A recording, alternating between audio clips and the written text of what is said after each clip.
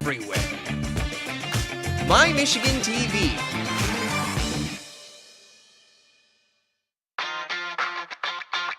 Looking for the perfect weekend getaway? Love Lansing like a local. And we promise, you'll love Lansing just as much as we do.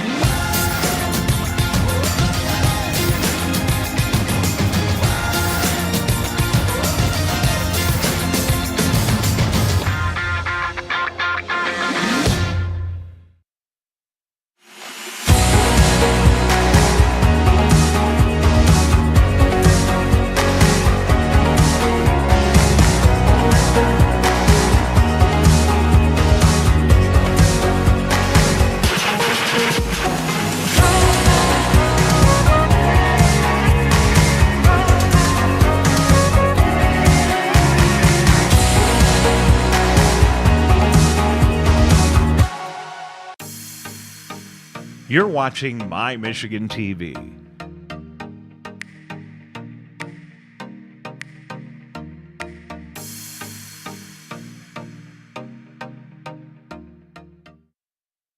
It's time for Lehto Live. Join author, historian, radio host, and YouTube sensation Steve Lehto as he breaks down Michigan's top stories, talks with business leaders and professional experts, and checks out the variety of statewide festivals and events that Michigan has to offer.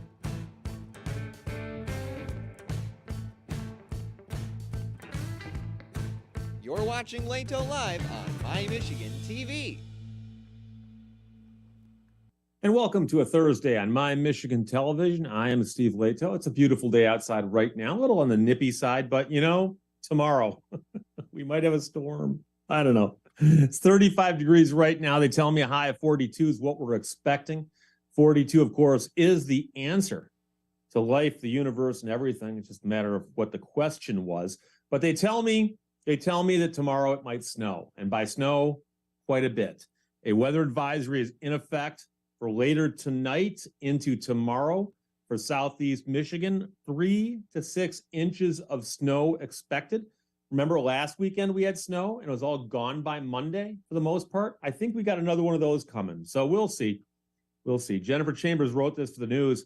Fresh snow headed to southeast Michigan is expected to arrive late tonight, with the majority of the heavy snowfall coming during the Friday morning commute, just in time. According to the National Weather Service. Winter weather advisory begins at 10 o'clock tonight. The Weather Service announced just this morning with 3 to 6 inches forecast for tomorrow across southeast Michigan. Snow will be heaviest in the morning with rates of possibly half an inch per hour. The snow will taper off in the afternoon around 2 o'clock. So your drive home might be snowy, but the roads should be cleared, I would think. The latest impending storm comes roughly a week after one of the winter's biggest storms dumped about 10 inches of snow on some areas and more than 6 inches on Detroit. The heavy, wet snow downed some 2,000 power lines and knocked power out for about 200,000 customers. As of this morning, there are still 600 people without power from that storm. 600 people. So that's rough. The highest accumulations extended from Kalamazoo to Lansing and Jackson with 6 to 10 inches or more, according to the Weather Service. And don't forget, of course, February 16th was a historic ice and snowstorm, which came through the state, knocking out power for nearly 1 million customers and approximately 700,000 DTE, 234,000 consumers, adds up to almost 1 million. The storm took down 11,000 power lines because of ice buildup primarily. Some customers were left in the dark for days. I know people who had no power for several days. Before the ice storms and snowstorm last week, January and February were unusually warm. Unusually warm. January is among the top 10 warmest on record for Detroit. So one of the warmest Januaries in history. And they've been keeping records going back for quite some time. Back, I think, at the 1800s for some of those records. So things are warming up. Now, I saw something cross my Twitter feed yesterday that made me do a double take. And then I read the article, and it makes complete sense. I understand this completely, but you're going to understand why this will start some debate. Michigan is home to the third most popular tourist attraction in the U.S. Okay? Edward Pivos wrote this for mlive.com, and he says that they just released a list of the top 10 tourist attractions based on popularity, and Michigan is home to number 3. The question is, what would that be? And so I looked at it and I thought, oh, Mackinac Island. Well, I was wrong, but I was close. It's the Mackinac Bridge. And when you hear how they did the math on this, it makes complete sense. Much like the Golden Gate Bridge is a must visit when tourists are in San Francisco, Michigan's Mighty Mac is a must-see attraction, which has just been ranked the third most popular tourist attraction in the country. The team at the vacation site Family Destinations Guide ranked the Mackinac Bridge ahead of some of the most famous tourist attractions in the U.S., such as the National Mall or Central Park. The listing says that here's how they did this, okay? They looked at the U.S. tourist attractions with the highest percentage of 5-star or excellent reviews on TripAdvisor. So it all boils down to those reviews. Now, here's the thing. People will sometimes go places and then rate the place badly. And if you read the reviews on Yelp or TripAdvisor or any place, you'll be stunned at the level of intelligence of the average American, because people will say things like, well, I went to Yellowstone and the bison wouldn't let me pet them. I went to the Grand Canyon and it's this big hole in the ground. You know, I went to Central Park and it rained. I got wet, you know, so you have to take some of this with a grain of salt. But with 9 million visitors each year, the Mackinac Bridge had 82% of reviews as 5 stars. And so only 2 other places had better reviews. Now, here's the thing. I've been across the Mackinac Bridge too many times to count. I've walked across it 3 or 4 times now. And I've driven across it in all manner of vehicles. I've done it in a Viper. I've done it in an Army truck. I've done it in a car. I've done it in a station wagon. I've done it in an SUV. So the question is, how on earth did I rate it when I crossed it? Well, I never did. I don't stop and rate every single thing I do. That to me seems kind of silly. So I did not rate the Mackinac Bridge, but if I had, I would have rated it 5 stars, certainly. Because a bridge really only has one job, right? It connects A to B, and you drive from A to B, and then you are there. So if you got there, the bridge did its job. So worth the drive for the views, wrote Melissa S. from Indiana on TripAdvisor. We drove across and turned around and came back just for the experience of driving the famous bridge. So this woman says she drove across and back just to drive it. So that's cool. First time visiting the Upper Peninsula. Have heard about this bridge for years. It really is impressive, wrote Charlotte W. from Portsmouth, Virginia. The views are great. Would love to visit on Labor Day and walk across. There you go, my friend. I welcome you to do that. The Mackinac Bridge is the 5th longest suspension bridge in the world. The 5-mile span opened to traffic November 1, 1957. So in case you're curious, the number 1 spot on the list that got the best ratings on TripAdvisor, number 1, the Great Smoky Mountains National Park in North Carolina and Tennessee. Number 2, the Grand Canyon in Arizona. Now here's the deal. Both of those are natural wonders, right? The Mackinac Bridge is man-made. So it's the number 1 man-made thing on the list. I think that's worth something. Number 4 is Central Park. Now, I've been to Central Park. Central Park ain't bad. It's a big, beautiful park, but it's a park. I mean, quite frankly, the Detroit Zoo is as nice a park as Central Park. Belle Isle is just as nice. Central Park is more famous. Number 5, the Golden Gate Bridge in San Francisco. Number 6, Balboa Park in San Diego. I do not believe I've been there. 7, the National Mall in Washington, D.C. Number 8, Millennium Park in Chicago. Number 9, Epcot at Disney World. Now, I'll admit, I've never been there. I've been to Disneyland in California, but not Disney World in Florida. The number 10 is the Magic Kingdom at Walt Disney. And of course, those things cost a fortune to get into. To get across the Mackinac Bridge is still just $3-4, depending on what you're driving. I've also gone across and brought my canoe over the bridge a few times, right? So it's important to understand a few things. And, people who grow up in Michigan learn all about the Mackinac Bridge. And by the way, I should point out that Michigan Digital, which is the parent company of My Michigan Television, actually does work for MackinacBridge.org and MackinacCity.com. Those are both clients of Michigan Digital's. So if you go to those websites, MackinacBridge.org or the MackinacCity.com, okay, those websites and a lot of that stuff is being done by Michigan Digital. And those are two of our favorite clients there. But we're always told about the Mackinac Bridge when we're growing up. And they always tell kids, they go, oh, by the way, the Mackinac Bridge, it's a cool bridge, but it's not the longest suspension bridge in the world. It's not. And they downplay it. And the weird part about it is I've recently looked into this. And the Mackinac Bridge from beginning to end, front to back, is 5 miles. It's just a tad over 5 miles. Now, the bulk of that is over water. And then there's, of course, the 2 big towers towards the middle. And the bridge is suspended on cables that are anchored to the ends and to those towers. And so if you've ever seen it, you know what I'm talking about, the big cables and all that stuff.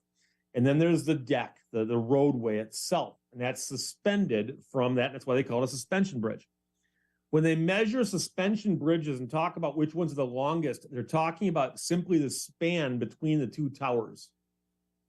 And so they'll say, oh, that span isn't 5 miles. The whole bridge is 5 miles, but it's that little span that we're talking about. And when the bridge was erected, that was the longest suspended span in the world. And since then, other bridges were put up that had larger spans between the towers that are not as big as the Mackinac Bridge, but they go, oh, well, this bridge is a bigger suspension bridge. Depends on how you measure it, okay? So the Mackinac Bridge is 5 miles, just a tad over from end to end. It's a thing of mechanical and engineering marvel. It was built in the 1950s. There's a whole story behind how hard it was to get it built, but more importantly, there were people who said it was impossible. It couldn't be built. And an architect from New York named David B. Steinman came forward and said, I can build a bridge there. It'll work. And they went to Lansing. The Mackinac Bridge Authority got together, and they started working on it. And they had all kinds of hurdles to overcome. But the engineering hurdles, even the Army Corps of Engineers said, yes, it can be done. It's going to take a lot of work. It's going to cost a lot of money. Cost $100 million in 1953 money. But there were people who said, don't build it. If you build it, it'll be an embarrassment. It'll never work. It'll fall apart. It's going to kill people. There were politicians in Lansing who made it their career to stop that bridge from being built. And as they always jokingly say, success has many parents. Failure is an orphan. But now the bridge got built and has stood all these years. Suddenly, everybody's on board. Oh, love the Mackinac Bridge. Always liked it. Glad it got built. I was always a champion of it. And yet, no. We haven't forgotten. There were people who didn't want it built. And now that it's been built, of course, it's a success and everybody wants a part of it. So I'm glad to see it on the list. It's number 3 on the list of most popular tourist attractions, but I'll grant you that's simply based on the scores from TripAdvisor and how many 5-star reviews it got.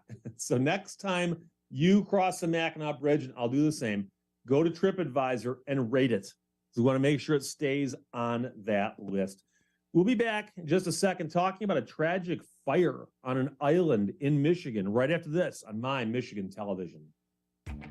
My Michigan TV is streaming everywhere on Apple TV, Roku, Fire TV, and more smart TV apps. My Michigan TV is on your phone too.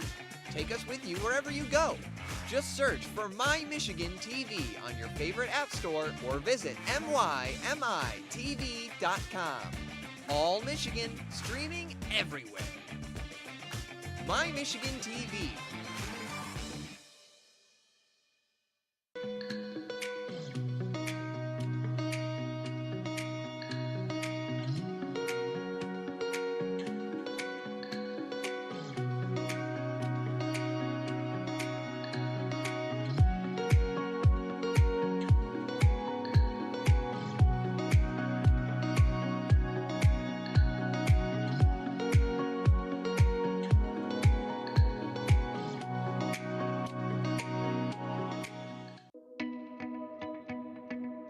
We've all been looking forward to a return to normalcy, especially when it involves a breath of fresh air, a dip in the water, the chance to explore, or just the opportunity to take a break and enjoy the view. Our time is now. Start making your plans now to visit Ludington at pureludington.com. A lot of people have vacation homes in Michigan, often near lakes, on rivers, kind of out in the middle of nowhere. Further you can get away from the city, the better. And unfortunately, there's drawbacks to having a home further away from civilization. And one of them, unfortunately, is emergency services.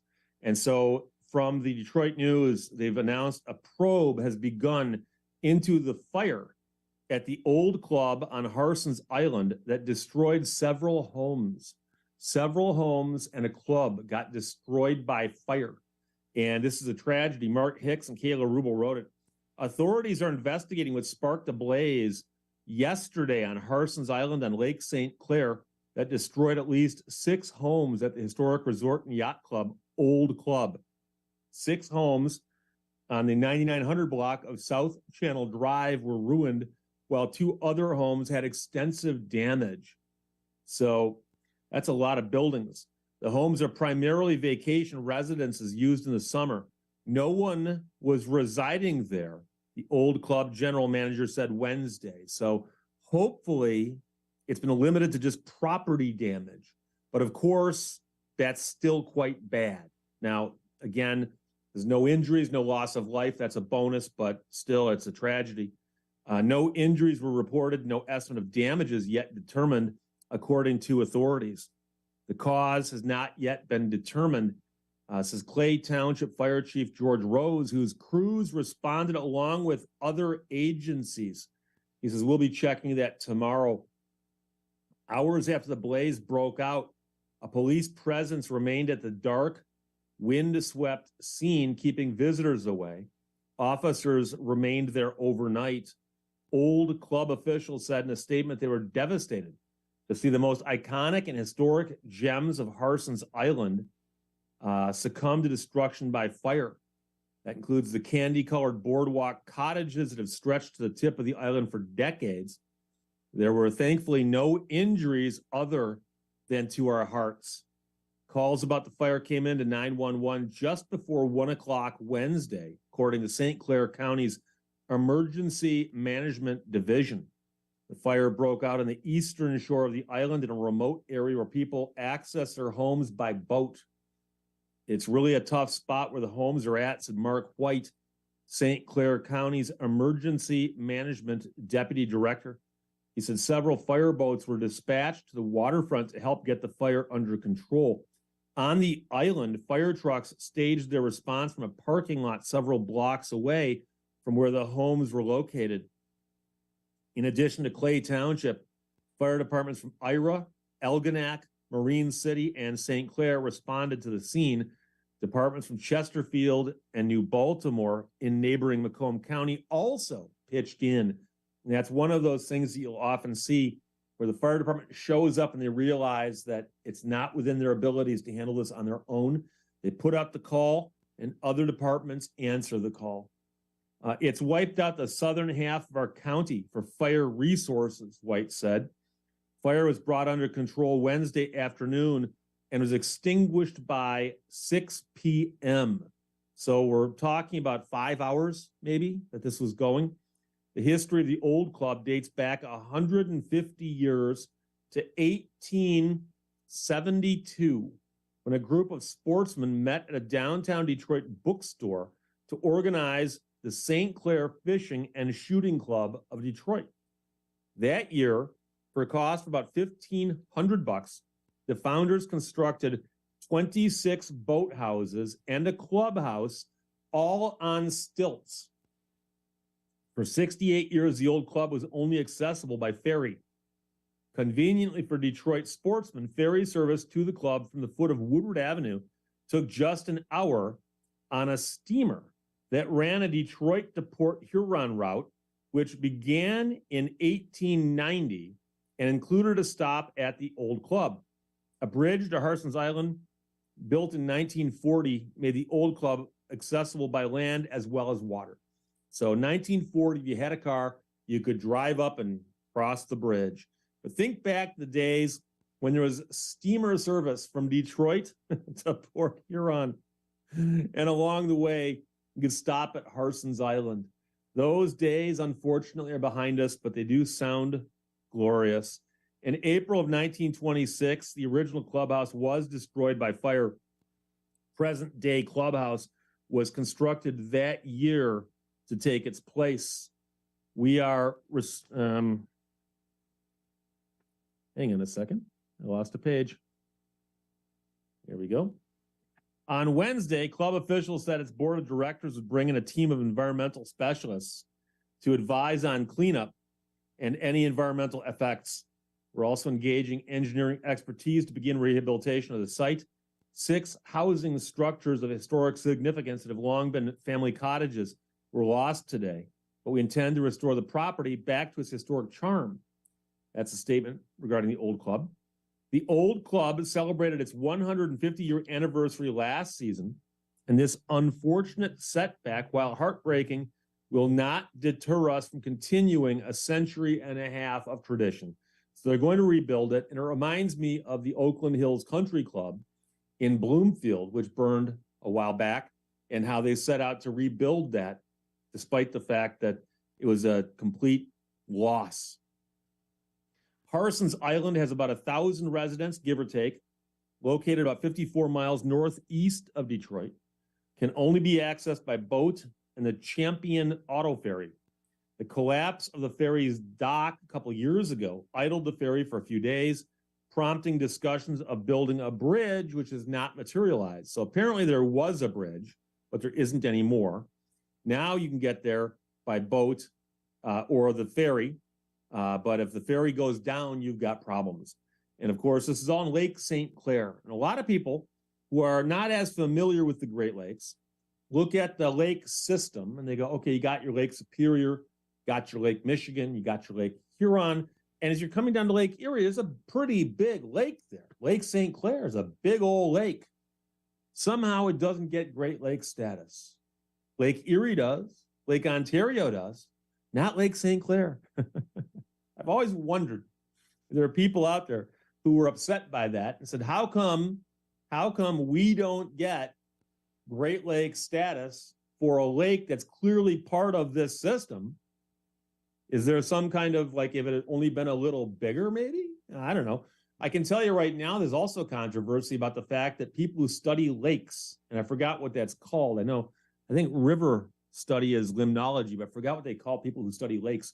But people who study lakes actually will look at the Great Lakes and go, well, wait, Lake Michigan and Lake Huron are the same lake.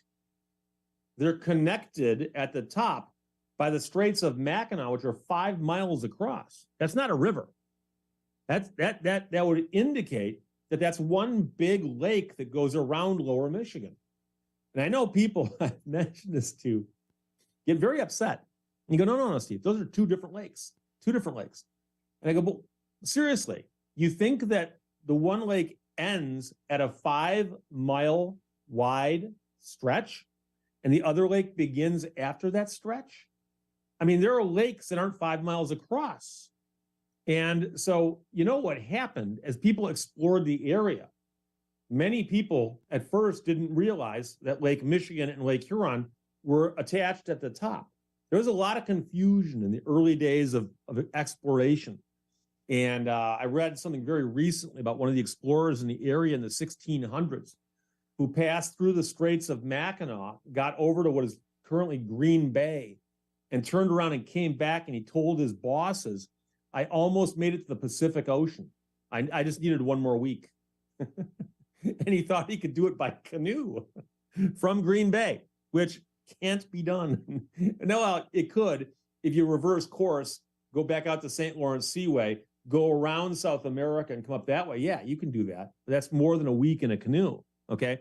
So there was a lot of confusion at the time. So when we think it was Etienne Brule, who's probably the first person of European descent to see Lake Superior, Etienne Brule saw it at Sault Ste. Marie, talked to some locals who said, yeah, that's a big old lake right there. He went back to Montreal and said, I found a big old inland sea of fresh water, and it's most likely Lake Superior.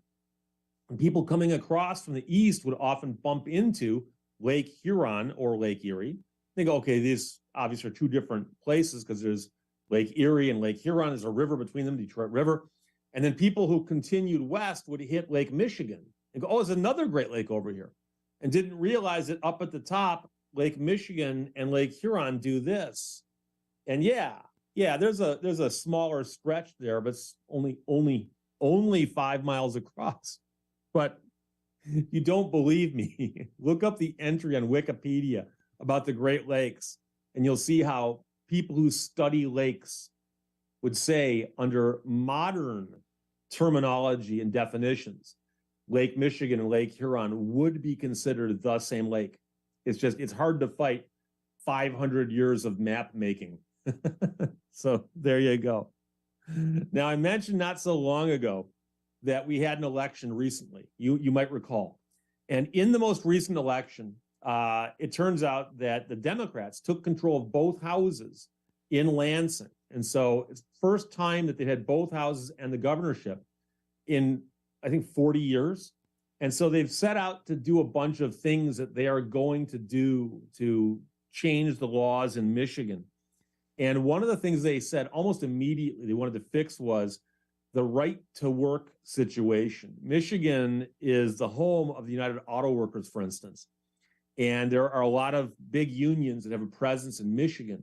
And a few years back, Michigan passed the so-called right to work laws that say that if you work someplace, they can't force you to join the union to work there. And you, as an employer, can hire anybody you want, union or otherwise. If the workers want to unionize, they can, but you can't force them to. And that's what they call right to work. So they're now working on repealing that. And as of yesterday, the Michigan House has passed right to work repeal and also a prevailing wage restoration, okay? So Beth LeBlanc wrote this about the Democratic-led Michigan House approving a package of bills yesterday, repealing the state's decade-old right to work law and restoring the prevailing wage requirements for government contracts, reversing two key policies enacted in the last decade by the previous Republican majority chambers. The right to work repeal for the public and private sectors includes $1 million in appropriations to make the legislation referendum proof, a maneuver that Governor Gretchen Whitmer promised to veto when she took office in 2019. She's vetoed legislation in the past based on the inclusion of the referendum proof maneuver, and Republicans used that same tool when they passed right to work 10 years ago. It's good for the goose, good for the gander. The vote took place after an hour and a half of testimony in 4 packed committee rooms in downtown Lansing yesterday morning, and later in the day below a packed gallery in the House that broke out in applause upon the bill's passage. The package of bills gives union members their power back to make working conditions safer and more dignified, said Rep. Jim Hedzma of Battle Creek. This bill is not about making history. It's about restoring the right of workers from whose work we've all benefited. Representative from Hamtramck accused opponents of the repeal of putting white-collar C-suite executives above workers and their ability to bargain for safe and practical working conditions. And before I talk more about that, I got to mention one quick thing. I taught Michigan history at the University of Detroit, Mercy School, regular campus. I taught at the law school. I taught law over there. I taught Michigan history at the undergrad, regular main campus, just regular campus. And when I was talking about Michigan history and talking about labor history in Michigan, one of the things that I would do is I'd come into class and I'd hand out a single piece of paper to each student in the room. And the single piece of paper was the entire union contract that the UAW signed with General Motors after the sit-down strike in Flint. And it was a single piece of paper, 1 page. Now, I understand the current contracts are much, much thicker than that, but the contract was a single page. And it was a thing of simplicity and a thing of beauty. And in case you don't know, the sit-down strike happened in Flint, where the workers were unhappy with conditions, and they decided to stop working, and they literally stopped working while they were still in the plant and would sit down where they were at or near where they're at. And the owners of the plant, General Motors, contacted the government and said, can you please send in the National Guard? We want these people ejected from the plant. And the governor at the time said, you know something, I'm going to send in the National Guard, but we're not going to take sides. So we're just going to surround the plant and make sure that nothing violent breaks out, because we've had problems with violence in the past during strikes. And the sit-down strike dragged on for quite some time. And finally, General Motors said, screw it, we'll agree to let you have collective bargaining. And so the contract they signed basically said, we agree to recognize the UAW as the sole bargaining agent for the employees who join the UAW who work in our plants. And then it had some other clauses that said, so for instance, they wouldn't take retaliatory action against the strikers and so on. But it was a very, very simple document. But what sprang from that was the notion of collective bargaining as an acceptable business practice, because up to that point, the car companies, other big corporations were digging in their heels and refusing to recognize unions. And as they pointed out for centuries, while the corporations wouldn't let the workers organize, corporations are basically investors who've organized, the stockholders. So they can get together and work as a group. Why can't the employees? So I understand the pendulum swings both ways. So sometimes it looks like the unions have more power, sometimes less power. And when they got right to work in Michigan, well, of course, the pendulum swung back the other direction. Now that they've eliminated it, well, there you go. So we're going to continue talking about these labor bills that got passed in Lansing or in the process of being passed right now, right after this on My Michigan Television. Welcome to Mackinac Island. We were just named the #1 island destination in the continental U.S. by Travel and Leisure magazine. We are proud of our little slice of paradise. And hope we have a chance to visit soon.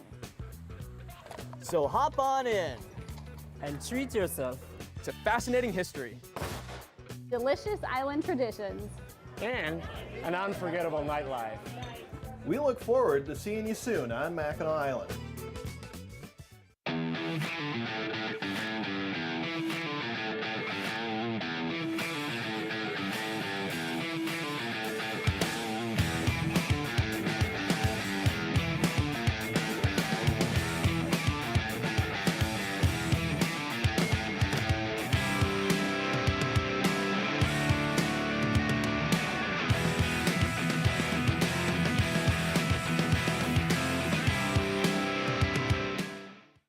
A message from Detroit to everybody.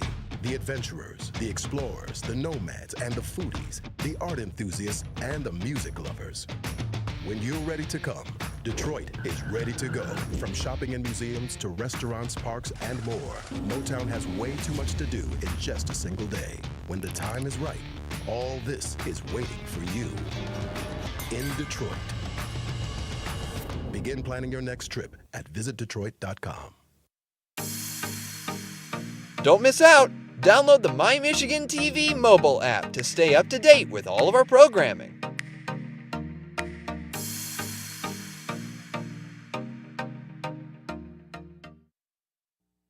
So a series of bills is being passed right now through the legislature in Lansing. And the person I was talking about a second ago said, we are restoring the right to work in a safe place. We're restoring the right for a living wage. We're restoring the right for dignified retirements. Now, there's no doubt that unions have played a role in building the state's middle class and advocating for safety measures in the workplace, said Rep. Ann Bolin of Brighton. But she says right-to-work laws are an important tool in increasing a union's accountability and responsiveness to workers. Forced participation goes against everything we stand for in the U.S. of A., she said. House Republican leader Matt Hall of Richland Township warned that the legislation would set back the state economically and reverse progress made in attracting corporations to Michigan. The three-bill package passed along party lines at 56 to 53. And that's how close things are in Lansing right now. The House legislation approved Wednesday would restore prevailing wage and repeal right to work in both the public and private sectors. However, the public sector portion of the new law is expected to be canceled out by the 2018 U.S. Supreme Court decision in a case called Janus versus Asks Me that found mandatory membership fees among public sector unions violated the First Amendment. So that'd be a public sector union, but not a private sector. There was an outcry from superintendents and school groups late Wednesday when a proposed substitute for the right to work repeal plan included language that would allow teacher unions to negotiate school start dates and strike during the school year, something that is currently illegal under Michigan law. An additional prevailing wage substitute bill that was eventually pulled back Wednesday afternoon would have required companies that received state subsidies or tax abatements to also pay the prevailing wage, according to House Republicans. But the inclusion of that language was a mistake that was eventually removed from the bill, said Amber McCann, a spokesperson for the House Speaker. Hall called the inclusion of the strike language a hell of a technical error and accused Democrats of going too far. Meanwhile, the governor's office, responding to questions about her promise to veto referendum-proof bills, said the governor supported restoring workers' rights and would be watching the legislation closely. Meanwhile, Hadsma, who chairs the House Judiciary Committee, said Democratic leaders are hoping to get the bill passed through both chambers and by the end of the month, prompting the push to have the bill through the committee and the House in one day. He indicated some members might be out over the next couple weeks, depriving Democrats of their 2-vote majority. So they really need to have everyone show up. We may not have enough members on the floor to accomplish what we intend to accomplish, he said. Democratic State Rep Joey Andrews of St. Joseph argued in committee that the right to work law currently allows freeloaders to benefit from the work of a union without contributing toward dues and undermines unions' abilities to represent members effectively in workplace negotiations with management. Federal law currently requires unions to represent all employees covered by a collective bargaining agreement, whether or not they pay dues. Keep in mind, those federal laws did not exist in the earliest days of unions. So I've written quite a bit about this in a variety of different places, including about the strike of 1913, where there was a union in the copper mines of the Upper Peninsula of Michigan, the Western Federation of Miners, and they went on strike, and the mine owners simply refused to recognize that the union had any power. And they could do that back then and just disregard them. And they did that. They disregarded them. They brought in replacement workers, and they did the best they could to run the place without those pesky unions. So later on, the National Labor Relations Board was invented. There were a bunch of laws that came into place to protect unions, and it leveled the playing field quite a bit. This is a matter of freeloaders in the system being allowed to take advantage of, bargain for benefits without paying their fair share, said Andrews, an attorney and former policy analyst for the AFL-CIO. I think we can agree that fundamental fairness in bargaining is important. Democratic State Rep Brenda Carter, speaking on legislation that would restore prevailing wages in government contracts for roads and other infrastructure, argued that higher wages in the long run save the state money and reaffirms the dignity of Michigan workers and ensures efficient, safe construction. We do not want to see critical infrastructure projects built by contractors who want to cut costs, she said. Republican State Rep Tom Kuntz of Clare argued that lawmakers should not be reversing the will of voters expressed about a decade ago when 57% of voters voted against a constitutional amendment enshrining collective bargaining rights in the state constitution. He also criticized the limited time for testimony and debate ahead of the vote. Well, just because people don't want to make it part of the Constitution doesn't mean that they're not for it. And plus, times change. That was over a decade ago, as noted. But again, passing a law is one thing, amending the Constitution is another. And it should be harder to amend the Constitution, and that should happen less often, in my opinion. This is not a question that should be jammed through, Kuntz said, prompting laughter in at least one overflow room among onlookers familiar with how the right to work law was introduced and passed in 1 week during the lame duck session of 2012. So people remember, even though that was 11 years ago. Jonas Peterson, CEO for Southwest Michigan First, said his Kalamazoo-based economic development organization operates a corporate site selection organization called Consultant Connect. He said the group repeatedly hears from corporations that the right to work law makes Michigan more competitive in the site selection process for businesses looking to invest in the state. He said, our organization is not against unions. In fact, we partner with unions very well, but we're for choice.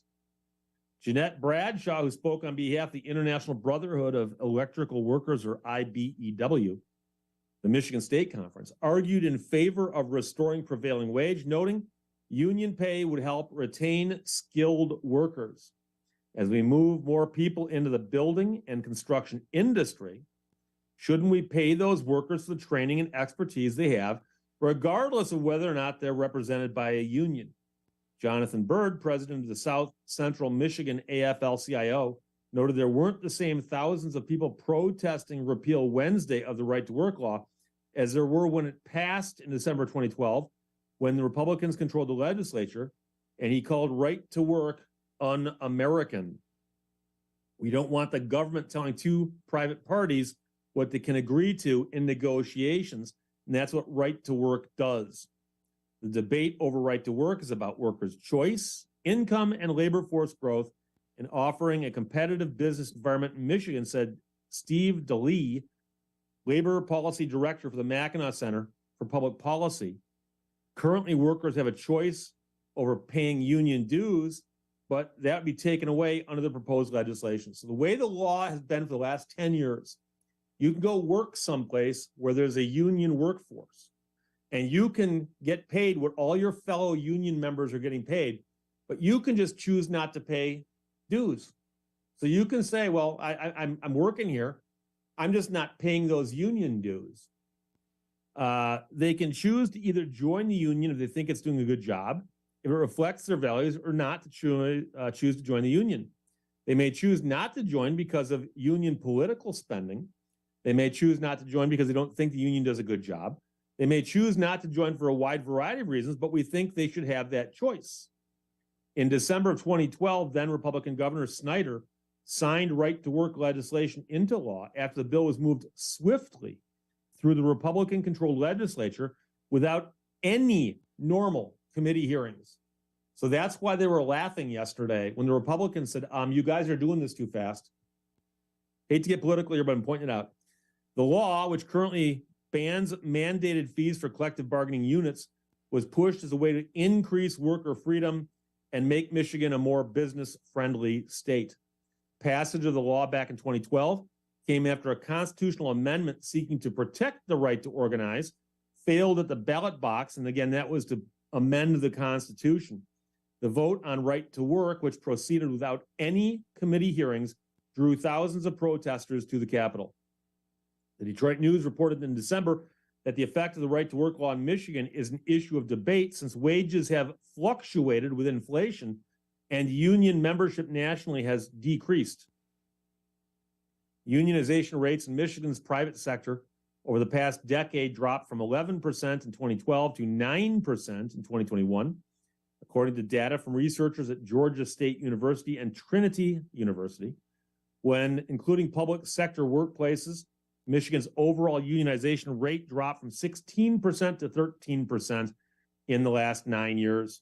In that time frame, wages have risen, according to the Bureau of Labor Statistics. Average weekly wage at the end of 2012 was $954 compared to $1,290 at the end of 2021, the equivalent of about $1,000 when adjusted for inflation, $1,000 in 2012. In Ohio, where there is no right to work, the average weekly wage when adjusted for inflation grew 13% compared to Michigan's 11%. Like Michigan, Ohio's overall rate of union membership dropped from 13 to 12% over those 9 years. The GOP legislature in June of 2018 voted to repeal a prevailing wage law that required contractors to pay union-level wages for workers on state-controlled projects. The policy was sent to lawmakers through a petition drive designed to bypass the veto pen of Snyder, who did not favor the repeal. Instead of putting the question to voters, Republican-led legislature adopted the measure. Opponents of prevailing wage argued the measure artificially inflates the cost of state projects since union workers are largely paid more than non-union workers. But the effect of the prevailing wage repeal over the past 4 years has been curbed by federal law that requires union-level pay on federally backed projects and by an order from the governor in 2021, partially restoring prevailing wage through an executive edict. The governor ordered her State Department of Technology, Management, and Budget back in 2021 to require contractors and subcontractors on jobs worth over $50,000 to pay their employees the prevailing wage. The order was challenged but ultimately upheld by the Michigan Court of Claims. So it's an interesting situation, and a lot of people were wondering what was going to happen with the legislature now that they control both houses in Lansing and the governor's office likewise. And a lot of stuff got passed when the when the Republicans had those three positions. And now the Democrats have said this is one of those things they wanted to get done, and now they're getting it done. Now, of course, we're at March, and these people were all sworn in back in January, and it makes you wonder what else they're going to do. I can tell you that they expanded the coverage. I'm not sure it's been signed into law yet, but I believe it passed through some committees yesterday to expand the coverage of the Elliott-Larsen Civil Rights Act. The Elliott-Larsen Civil Rights Act says that it's illegal to discriminate in Michigan in the workplace and a few other settings against people based on their sex, their religion, the color of their skin, and so on. And it did not cover gay, lesbian, and the other communities associated therewith. And they've added those protections.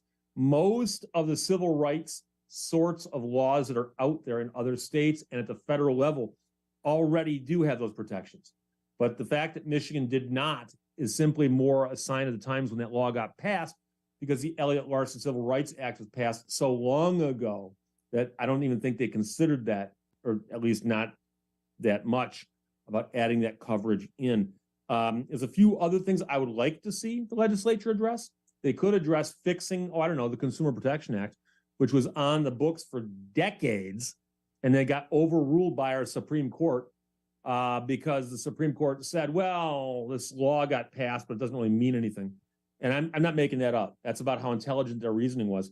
And then the Michigan Supreme Court also said that the lug nut case is a good one, where somebody sued a repair facility for doing a tire rotation. They took tires off, rotated them, put them back on, and then forgot to tighten the lug nuts. And a lower court said, well, they started the job. That's good enough. And the Michigan Supreme Court said, yeah, that's okay. That's good. That's good. A good interpretation of the Motor Vehicle Service and Repair Act. So there's two statutes right there that would protect consumers if the courts would enforce them. But right now, the courts in Michigan cannot enforce them. because the Michigan Supreme Court, in its infinite wisdom, has decided those laws aren't that useful. So there you go, with what I'd like to see them do. But, I'm just one guy with a show here on My Michigan Television and a channel on YouTube. So we'll see. But I've been thinking about contacting a few of my legislators and asking them if they're aware of this. And we hadn't even tried to get the Consumer Protection Act fixed, for instance, because so many big businesses hate it. And they're the ones who pay the lobbyists the most money to sit around Lansing and keep good laws from getting passed. So we'll be back in just a second talking about two big bands or musical acts that will be touring in the near future that are near and dear to my heart right after this on My Michigan Television.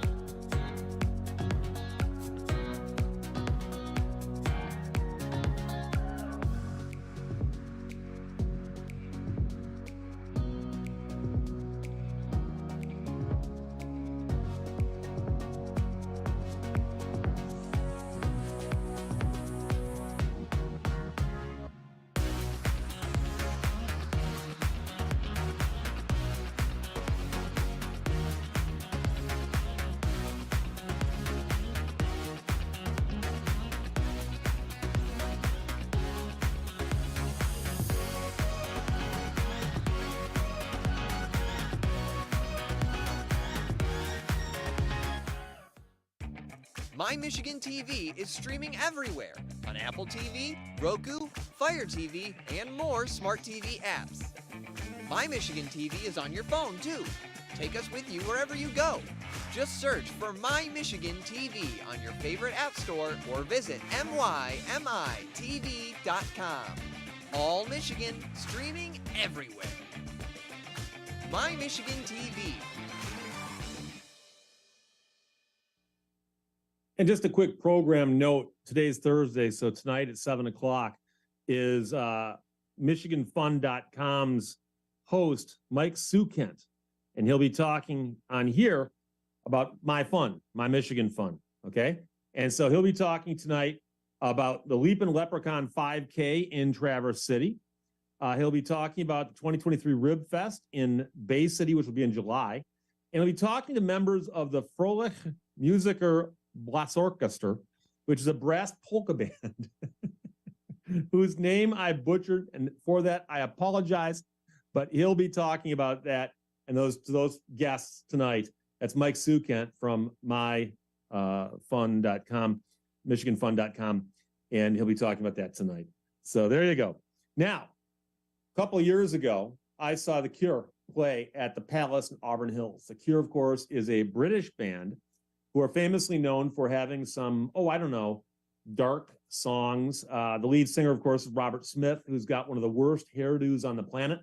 He often wears makeup that's just smudged and smeared all over his face because he's trying to make some sort of statement. I'm not sure what it is, but I love their music. I've been a big fan of theirs going way back into the mid-'80s, and I've got a ton of their music. I love their music. I listen to it all the time. I saw them perform once, and I loved the show, okay? Well, here is an alert.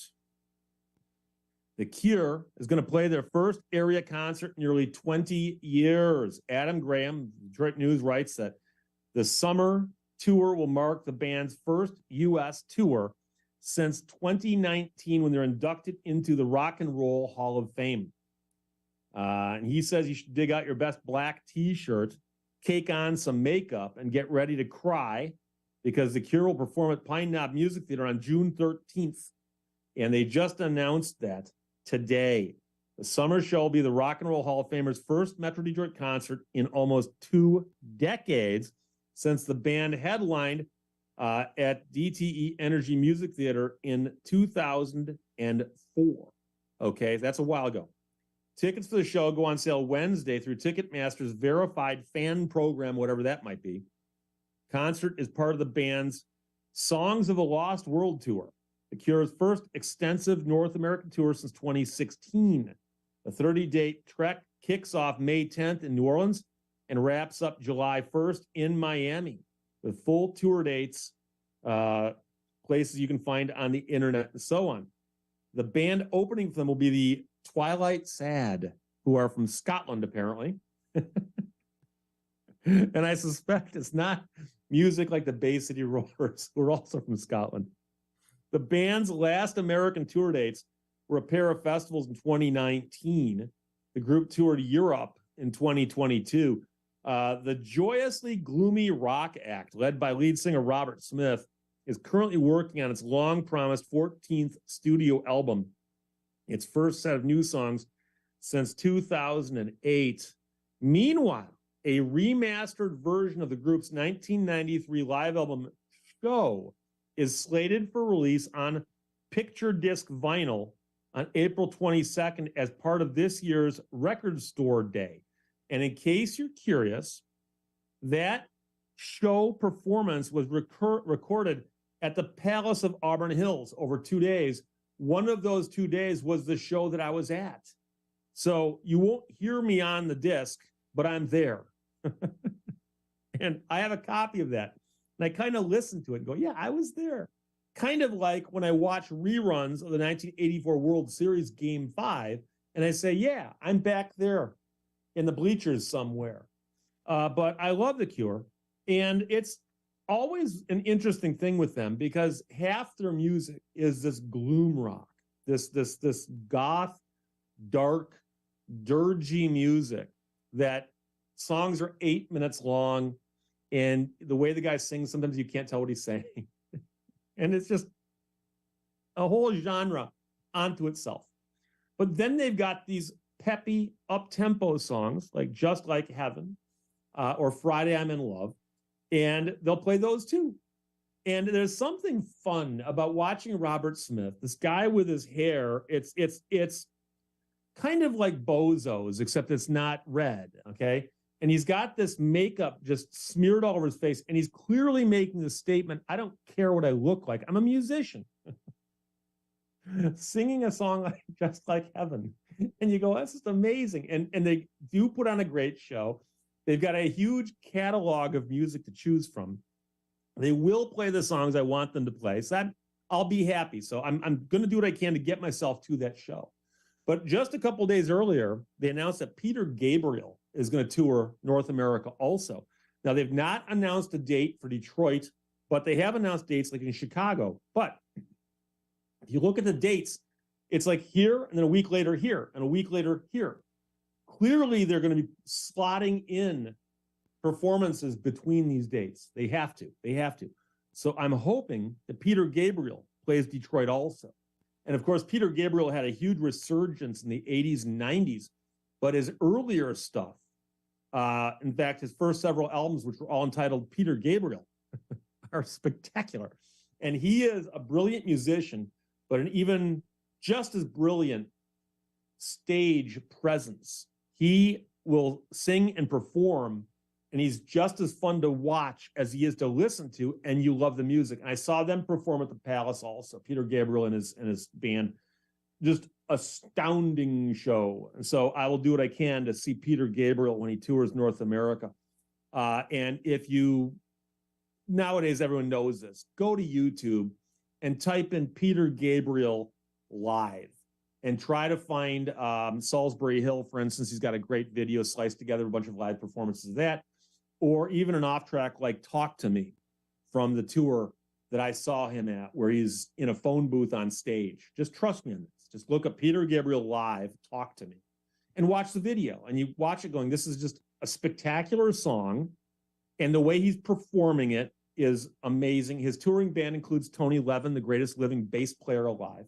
I mean, it's just amazing. So those are two shows coming to the area, Peter Gabriel and The Cure. I'll keep you updated as to whether or not I get tickets, because I'd really like to see those two shows. But that's going to wrap it up for today on My Michigan Television. I will see you tomorrow, like I always do, right here at 11 o'clock until noon on My Michigan Television. See you then. Bye-bye. My Michigan TV is streaming everywhere on Apple TV, Roku, Fire TV, and more smart TV apps. My Michigan TV is on your phone too. Take us with you wherever you go. Just search for My Michigan TV on your favorite app store or visit mymitv.com. All Michigan, streaming everywhere. My Michigan TV.